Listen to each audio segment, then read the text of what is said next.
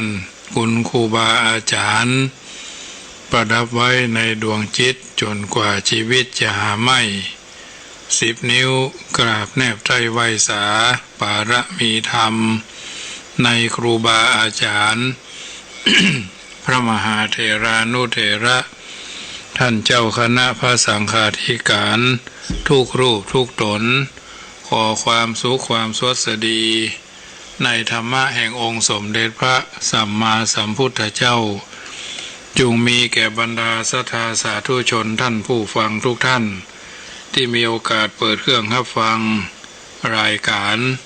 เสียงธรรมก่อนรับตาตั้งสถานีวิทยุเพื่อการศึกษาพระพุทธศาสนาและวัฒนธรรม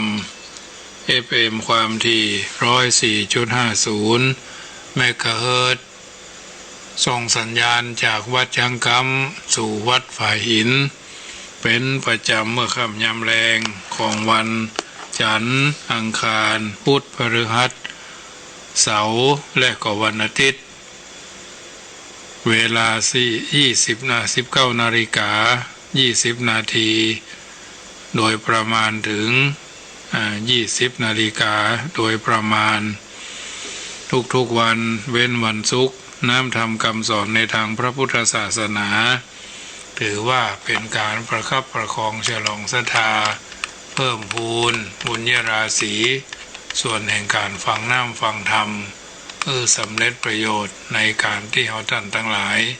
จะได้กระทำบำเพ็ญกันไปเป็นลำดับน้ำธรรมคำสอนในทางพระพุทธศาสนาก็ถือว่าเอาท่านทั้งหลายนั้นได้นำไปคิดนำไปพิจารณานำไปเป็นอรรถธรรมคำสอนเตือนจิตสอนใจเอาท่านได้นำไปคิดนำไปพิจารณาและก็นำไปเป็นเครื่องพินิจพิจารณาถูกต้องท่องแท้การเป็นลำดับไปวันนี้เป็นวันจันทร์ที่27 เดือนเมษายนพุทธศักราช 2563เราก็คงจะกระทำบำเพ็ญภารธุระหน้าที่ของเราท่านทั้งหลายเป็นลำดับอยู่แล้วน้ำธรรมคำสอนในทางพระพุทธศาสนาก็ถือว่าเป็นส่วนหนึ่งที่เราท่านทั้งหลายจะได้นำไปเป็นข้อเตือนจิตสักขีใจ ของเราแต่ละคนแต่ละท่านเพราะจุดการดำเนินชีวิตบ่เหมือนกันเพิ่นว่าชีวิตเป็นเพียงทางผ่านอยู่ในจักรวาลกว้างใหญ่เกิดมาไม่นานจากไปกลืนหายกับการเวลาไม่มีใครเป็นเจ้าของยึดครองโลกได้หรอกหนาที่เห็นเป็นภาพลวงตา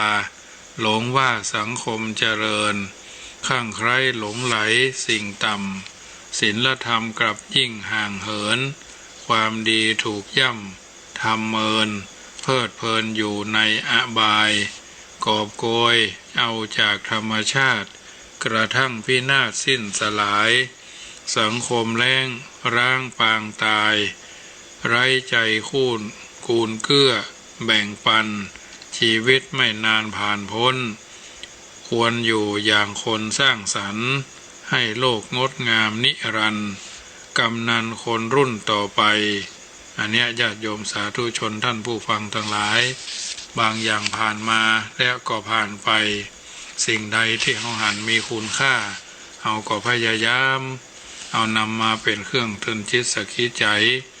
ต่อเตือนจิตสอนจิตสอนใจเราก็จะได้อยู่กันอย่างสบายโบราณท่านบอกว่ากรองจะดีเพราะมีผู้ตีความโอ้อวดไม่ดีมี4 อย่างอย่าโอ้อ่างอวดให้ใครเขาเห็น1อวดรู้อวดนักมักลำเค็น2อวดเป็นเศรษฐีไม่จีรัง3อวดบุญอำนาจวาสนา4อวดตนจนระอาเหมือนบ้าคลั่งกรองจะดีเพราะมีผู้ตีดังใช่เพียงยกมาตั้งแล้วดังเองบางอย่างเป็นหัวโขนเปิ้นก็สอนไว้เหมือนกันว่าหัวโขนเมื่อใส่แล้วต้องเต้นไม่เต้นก็ไม่ใช่โขน ตำแหน่งหน้าที่การงานก็เหมือนหัวโขนเมื่อใส่แล้วก็ต้องเต้นให้สมบทสมบาทใครเขาเห็นเขารู้ก็ดูสวยงามน่าเสียดายที่บางคนชอบเต้นเกินบทใครเขาเห็นเขารู้ก็ดูน่าเกลียดบางคนสวมแล้วติดใจ นึกว่าเป็นของถาวรติดกายแม้กลับไปบ้านก็ยังไม่ยอมถอดนะธรรมะคือทาราธรรมะคือสายน้ำธรรมะคือน้ำที่ทำให้เย็นถึงร้อนแดดแผดเผาเพียงเข้าร่มใช้พัดวี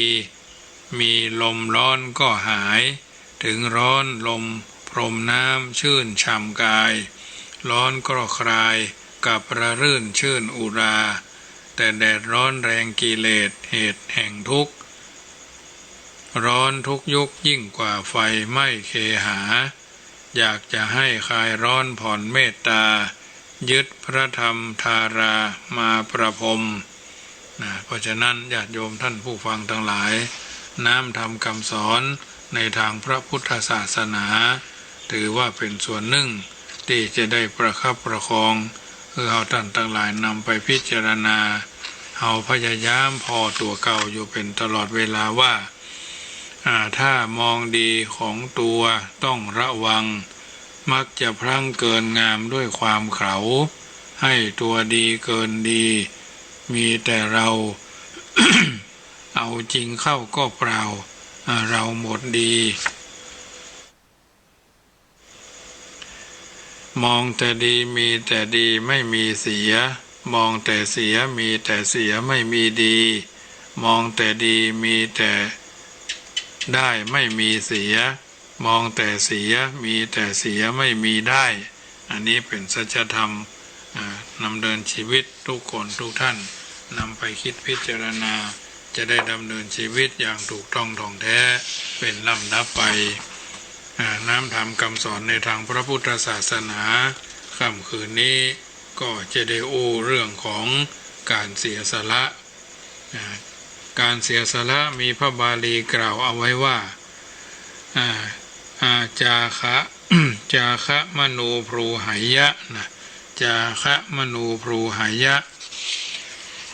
อันนี้เป็นพระบาลีที่ยกไว้ในเขปบทว่าผู้คนพึงพอกพูนจาคะจาคะคือการเสียสละมีลักษณะเป็นสองประการสองประเภทเสียสละเช่นใดเสียสละวัตถุนะเสียสละอารมณ์เสียสละวัตถุก็หมายถึงสละซึ่งวัตถุสิ่งของเป็นการเสียสละที่แท้จริงสละทั้งข้างนอกสละทั้งข้างในข้างนอกสละวัตถุข้างในสละกิเลสคือความโลภบ่มีความรู้สึกตระหนี่หวงแหนปรารถนาผลตอบแทนกล่าวคือบ่มีความโลภเข้าครอบงำจิตบ่ได้คิดจะเอาเข้ากับคำที่ว่าความคิดที่จะให้นั้นเบาความคิดที่จะเอานั้นหนักนะความคิดที่จะให้นั้นเบาความคิดที่จะเอานั้นหนักความจริงแล้วจิตใจของผู้คนผู้บ่มีความห่วงแหนปิดบังอยู่ข้างในย่อมมีลักษณะโปร่งใสจิตใจย่อมเปิดกว้างมีความเข้าใจทุกบุคคลอื่นเข้าเราฉันใดเขาก็ฉันนั้นกล่าวสั้นๆก็คืออกเขาอกเฮาอกเปิ้นอกตัวใจเปิ้นใจตัวเมื่อเป็นแบบนี้จิตใจจึงน้อมไปในความเสียสละโดยมุ่งสงเคราะห์ช่วยเหลือเกื้อกูลได้รับประโยชน์และมีความสุขความสะดวกสบายตามสมควรตามธรรมดาคนที่อยู่ร่วมกันเป็นจำนวนนักเมื่อว่าโดยจริตอัธยาศัยแบ่งได้เป็นสองจำพวกจำพวกที่เห็นแก่ตัวมากเยอะพอกพูนขึ้นเรื่อยๆความหันแก่ตัวคือย่อมมีอัธยาศัยแคบมีความโลภเป็นนิสัยคิดแต่อยากจะได้คิดอยากจะเอาเปิ่นทำการทำงานก็บ่ออก บาออกไปบาทำช่วยเปิ้นบาร่วมกับเปิ้นเอาความคิดของตัวเป็นใหญ่มีความโลภเป็นนิสัยขอให้ได้อย่างเดียวเห็นแก่ได้จ้องจะเอาอยู่ร่ำไปนะมุ่งจะประกอบโกยโดยบัดเลือกเข้าลักษณะที่ว่าเมื่อถึงคราวมือใครยาวสาวได้สาวเอาบาเกรงกลัวบาปกรรมบาคิดถึงความยุติธรรมของสังคมใจอำนาจเข้าข่มเหงเข้าข่มหน้าที่เข้าแซงกรอรอรอยร้าวฮือแตกระแหงต่อหมู่คณะก่อรอยร้าวฮือแตกระแหงในหมู่คณะเป็นที่เคารพสักการะของผู้พบเห็นนับเป็นภัยอย่างใหญ่หลวงต่อความมั่นคงและความสามัคคีอันนี้จำพวกเห็นแก่ตัวไม่เสียสละ2จำพวกเสียสละ มีลักษณะเผื่อแผ่เจือจานโปรยปลายมีอจริตอัธยาศัยกว้างชอบคอยแลเหลียวถึงความทุกข์ยากลำบากของคนอื่นฮักความยุติธรรมเกลียดความลำเอียงเรียกว่าเป็นคนมีน้ำใจอันบุคคลผู้มีน้ำใจนี้ย่อมเป็นที่เคารพนับถือของบริวารชนทุกหมู่เหล่าเข้าทำนองว่าบริวารมาเพราะน้ำใจมีบริวารหนีเพราะน้ำใจลดบริวารหมดเพราะน้ำใจแห้งเรียกว่าเป็นคนแรงน้ำใจเสียสละอารมณ์ก็คู่ใจการเสียสละอารมณ์หมายถึงการปลดเปลื้องอารมณ์ที่บัน่าปรารถนาอารมณ์หันแก่ตัวอารมณ์หันแก่ได้อารมณ์โกรธอารมณ์โลภอารมณ์หลงเกิดจากการละเมิดล่วงเกินของบุคคลอื่นความจริงสังคมมนุษย์ตั้งแต่2 คนขึ้นไปย่อมมีจริตอัธยาศัยแตกต่างกันบอกว่าวัดบอกว่าบ้านบอกว่าโรงเรียนสถานที่ราชการ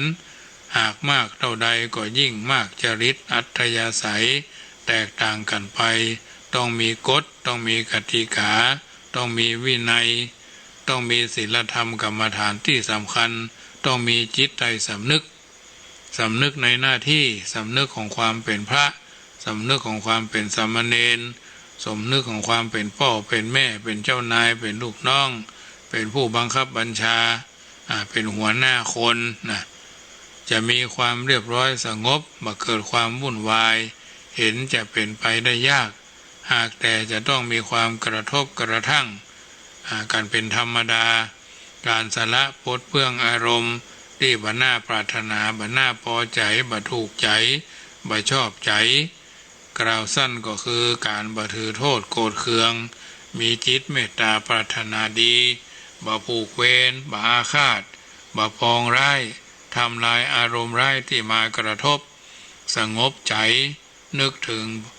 ผลได้ผลเสียมีความรู้สึกตัวพร้อมให้อภัยอ่านว่าไม่ใช่เรื่องใหญ่เป็นเรื่องเล็กน้อยบ่สำคัญขอกันกินมากกว่านี้บ่ยอมรับรู้เข้าทำนองว่าทำปากดังปูทำหูดังตะกร้าทำปากดังปูทำหูดังตะกร้าฉะนั้นแถมอย่างหนึ่งการที่จะสละอารมณ์ที่ดีจะต้องมีคุณธรรมคือความรู้จักข่มใจความรู้จักฝึกใจ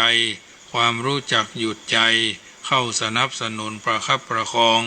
บ่ให้ทะเลถลำเข้าสู่ความชั่วความผิดความเสียหายรู้จักหยุดใจยับยั้งใจไว้ในก่อนที่จะสายเกินแค่เมื่อปฏิบัติอย่างนี้ชื่อว่าได้ชำระล้างมลทินใจให้ใสสะอาดปราศจากความเศร้าหมองขุ่นมัวส่วนตัวก็ได้รับความสบายใจมีความปลอดโปร่งแจ่มใสในชีวิตส่วนรวมก็บ่ต้องทะเลาะวิวาทบาดหมางประทุษร้ายหมายขวัญกันเพราะปรบมือข้างเดียวย่อมไม่ดังยอมแพ้ดีกว่าเพราะการแพ้อย่างนี้เป็นการดีคำโบราณเพิ่นบอกว่าแพ้เป็นพระชนะเป็นมารเมื่อทราบความหมายของจาคะแล้วมีอันอย่างพ้องก็คือการเสียสละ พึงสละทรัพย์เพื่อรักษาอวัยวะพึงสละทรัพย์เพื่อรักษาอวัยวะพึงสละอวัยวะเพื่อรักษาชีวิตพึงสละทรัพย์และอวัยวะแม้ชีวิต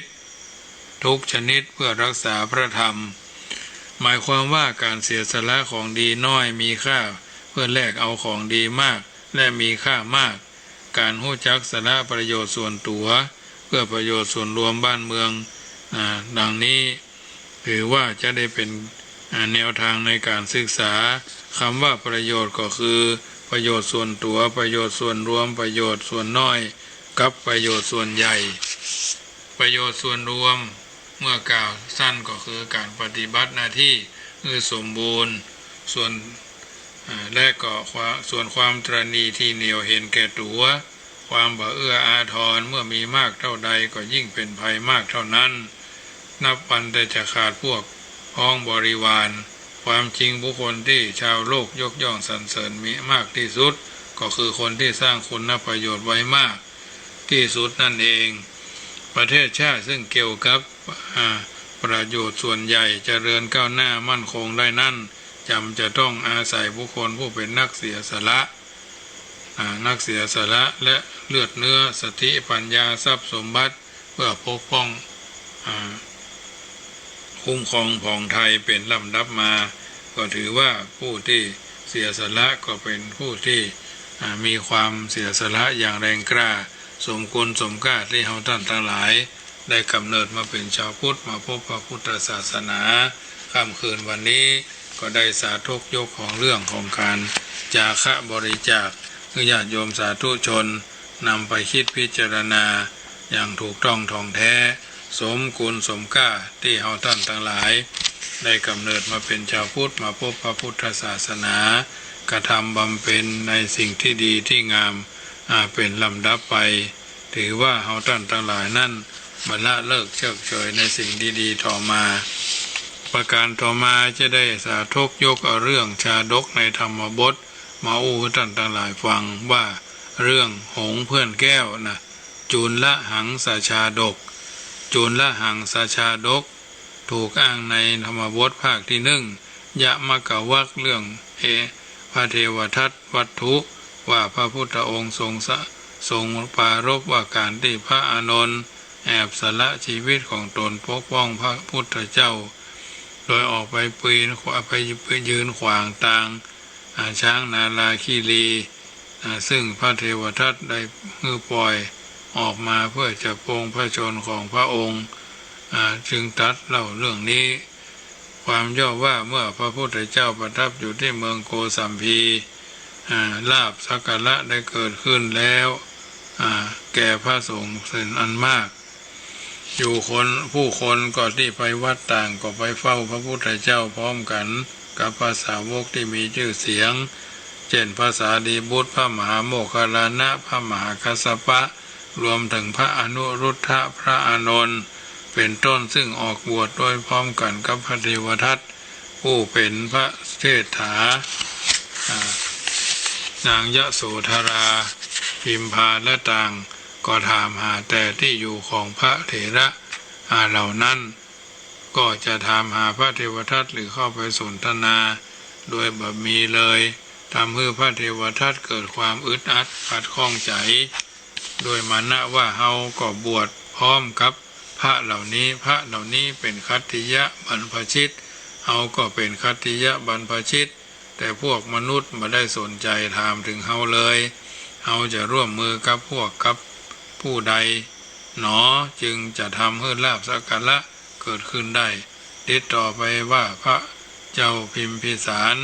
เมืองราชคฤห์ก็ดีพระเจ้าปเสนที่โกศลเมืองสาวัตถีก็ดีต่างก็เข้าข้างพระพุทธเจ้าคงปะอาจจะชักชวนร่วมกับเราได้แต่อาชาติศัตรูพระโอรสของพระเจ้าพิมพิสารยังบ่ได้เข้าฟังฝ่ายใดฝ่ายหนึ่ง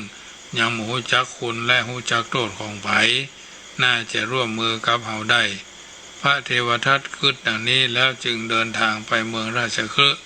เนรมิตตนเป็นละอ่อนน้อยด้วยโลกิยฤทธิ์ที่ตนได้บรรลุ ใจงูเป็นสังวานผูกไว้ที่ข้อเท้าข้อมือและพันไปไว้ที่คอนะเข้าไปหาพระราชกุมารอาชาติศัตรูพูดหยอกล้อจนกระทั่งได้มาเป็นพระพวกครับพวกลัทธิพวกถือลัทธิอิทธิฤทธิ์นะทำให้ลาภสักการะไหลมาเทมาดังที่ต้องการล่วงจนกระทั่งยุยงให้อาชาติศัตรูพิทุฆาตปงพระชนพระเจ้าพิมพิสารและพระราชบิดาพื้นของราชสมบัติได้สำเร็จแต่ก็หาได้ยุดเพียงแค่นี้ไม่เมื่อพระพุทธเจ้าเสด็จไปประทับที่เวรุวันเมืองราชคฤห์พระเทวทัตก็เกิดการใหญ่จะต้องการเป็นพระพุทธเจ้าเสียเองพอคิดเอานี้ก็เสื่อมจากฌานก็ได้และฤทธิ์ก็ที่เคยมีก็เสื่อมหายมาลายสูญกระทั่งนั้นก็ยังบ่ได้สติเข้าไปเฝ้าพระพุทธเจ้าขอให้พระองค์ทรงอบรมการปกครองทรงแก่ตนเมื่อพระพุทธเจ้าบ่ทรงยินยอมที่ก็พาพระที่เบาปัญญาแยกออกมาเป็นผู้ปกครองสงฆ์ต่างหากแบกทำสังฆกรรมมาขึ้นกับพระพุทธเจ้ามาขึ้นกับคณะสงฆ์ตั้งตนเป็นใหญ่เสียเองและเมื่อถึงเวลาก็เป็นใหญ่ในหมู่สงฆ์แทนพระพุทธเจ้าจึงได้ออกอุบายอาชาติศัตรูราชกุมารทำปิตุฆาตและปงพระชนพระเจ้าพิมพิสารและคืนของราชสมบัติได้สำเร็จส่วนตนก็จะขึ้นปงพระชนพระพุทธเจ้าเหมือนกันอันดับแรกได้ส่งพวกมือลงธนูไปยิงพระพุทธเจ้าแต่บ่สำเร็จนะคนเหล่านั้นก็กลับมาเล่าให้ฟังว่าธรรมะของพระพุทธเจ้าและทรงสำเร็จเป็นโสดาปัตติผลทั้งหมดครั้งที่สองลงมือเองโดยขึ้นไปบนเขาคิจกูฏผู้มียอดเขาหัวเหมือนแรงกิ่งก้อนหินลงมาหมายจะให้พระทัพพระพุทธเจ้าก็กำลังจะเสด็จมาจากพระคันธกุฎีเนาะบนยอดเขาแต่บ่ได้ทรงเป็นอันตรายถึงสิ้นพระชนเพียงสันละเกิดขึ้นนี้เป็นเกิดเพียงสะเก็ดหินเกิดขึ้นนี้ไปถูกพระหลังพระบาทจนห่อพระโลหิตเท่านั้นแต่นั่นก็เป็นอนันตริยกรรมที่หนักมากแล้วสำหรับผู้กระทำต่อหมอชีวกโกมารพัฒถวายการรักษาพระพุทธเจ้าตามสภาพอย่างเพียงคืนเดียวเนาะแผลก็หายสนิทแต่พระเทวทัตยังโกรธแค้นมากขึ้นคราวนี้ไปขอร้องให้พระเจ้าอาชาติศัตรูปล่อยช้างนาราคีรีออกมานอกโรงและเพื่อไปทำร้ายพระพุทธเจ้าบนถนนก็เสด็จไปเป็นประจำพระเจ้าอาชาติศัตรูก็ทรงคอยตามโดยคิดว่าพระเทวทัตนั้นจะเป็นพระภิกษุที่มีฤทธิ์มากกว่าพระพุทธเจ้าเป็นต้นอันนี้ก็ถือว่าญาติโยมสาธุชนได้คิดพิจารณาเนื้อเรื่องต่างๆเหล่านี้เป็นสาระเป็นอรรถะนะที่ยาวพอสมควรจะได้อธิบายให้ญาติโยมสาธุชนได้ยินได้ฟังเป็นประจำเรื่องชาดกจุระหังสชาดกเป็นนิทานเป็นเรื่องที่เล่าไว้ในวจนะประพันธ์คำสอนในทางพระพุทธศาสนาเอาท่านทั้งหลายได้กระทำบำเพ็ญสิ่งที่ดีที่งามนี้แล้วก็นำไปเป็นประทีปธรรมนำชีวิตให้ถูกต้องท่องแท้เพราะฉะนั้นญาติโยมสาธุชนได้ยินได้ฟังจากรายการเสียงธรรมก่อนรับตาประจำเมื่อค่ำย่ำคืนของวันจันทร์นี้ก็สามารถโทรเข้ามาได้เนอะที่โทรเข้ามาตะกี้ก็มีแม่ทองใบบ่อสร้างซึ่งกำลังจัดรายการอยู่ก็ได้รับสายที่สองเป็นแม่คำปันจะนิรเปาอำเภอแม่ทาอันนี้ปรากฏโทรมาในระหว่างที่จัดรายการญาติโยมสาธุชนอยู่จุดไหนมุ่งใดก็โทรเข้ามาได้เนอะวันนี้ตอนเช้าก็ออกไป1 รอบตอนกลางวันไม่ได้ออกได้ตอนแรงนี่ก็ออก2 รอบที่2เจริญพรแม่ยอดฮัลโหล อยู่นะเจ้าฝนตกกับวะเนี่ยกำลังจะตกเจ้าคุณมืดมาได้โอ้มันไปนะพูดอย่างว่าไงก็ได้เจอตกละสังเพศมืดมาได้เจ้าโมทนาเนอะตกแล้วมันก็จะไหลไว้ตั้งว่าทำมาเพื่อจ้ามาตั้งไม่กวงเนาะเจ้าไปกำลังใจนะเจ้าไม่ตาเจ้าสบายกำลังใจให้เนอะเจ้าแม่ครูเหรียญทอง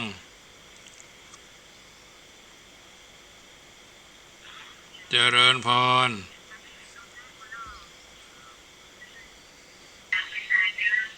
แม่ครูย้อนกันไม่หยอดเนาะไม่หยอดร้านจิกอ่ะไม่หยอดสมชื่อหยอดแต่เนาะเจ้าไปฟังเจ้าฟังอยู่ในเจ้าแต่เจ้าก็ฟังเจ้าแม่ครูเหรียญทองแม่ยอดเจริญพรแม่ทองใบมาเจอเลยแล้วก็กูเจ้ากี่กูเจ้าเจ้าโมทนาแม่เนอเจ้าวันที่1ก็สบายแล้วเนาะเจ้าแม่เรนูเจริญพร